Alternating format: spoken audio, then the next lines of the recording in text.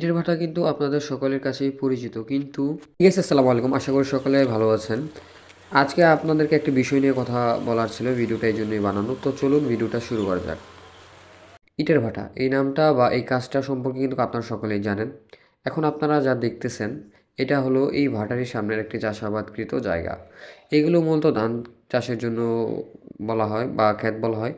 এখন এই ক্ষেতগুলোর মধ্যে প্রচুর পরিমাণে আখ অথবা শীতকালীন যে সবজিগুলো লাগানো হয় সেগুলো লাগানো হয়েছিল, কিন্তু আমার এই সব বিষয় নিয়ে কোনো সমস্যা নাই। এখানে ধান ক্ষেত হোক বা আখ ক্ষেত হোক, ওইগুলা নিয়ে আমার কিছু বলার নেই। আমার কথা হচ্ছে এই যে দেখতে পাচ্ছেন এখন ভিডিওতে যে গাড়িটা দেখতে পাচ্ছেন এগুলোকে ট্রলি অথবা ট্রাক বলা হয়, অথবা বালুবাহী মাটিবাহী গাড়িও বলা হয়। এক এক দিকে এক এক রকম বলে। আমি শুধু বলতে চাই এতটুকুই যে এই গাড়িগুলো অনেক জোরে বা অনেক রাফভাবে চলাচল করে। দেখেন এতে কিন্তু ক্ষতি হচ্ছে পরিবেশেরও এবং সড়কেরও। ঠিক আছে? সো যারা ভিডিওটা দেখতেছেন, যদি ভাই আপনারা কেউ এই গাড়িগুলো চালান, তো আপনাদের কাছে রিকোয়েস্ট থাকবে একটু আস্তে চালাবেন। না, দেখা যায় যে অনেক সময় অনেক বাচ্চা মানুষ রাস্তা সাইড দিয়ে যায়, যখন আপনারা গাড়িগুলো করেন তখন তারা আপনার স্কুল ছুটি দেয় বা যাই হোক বা রাস্তা চলাচল করে, তখন তারা দৌড়াদৌড়িও রাস্তার মধ্যে দিয়ে।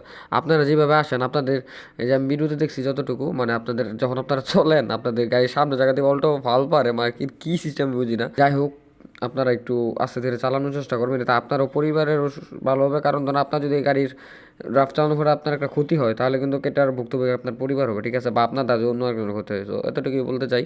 ভালো লাগলে ভিডিও অবশ্যই লাইক করবেন এবং শেয়ার করবেন। এবং এই ছিল আজকের video. So thanks for watching. এবং যদি কোনো ভুল হয় অবশ্যই ক্ষমা সুযোগ দৃষ্টিতে দেখবেন। এতটুকুই।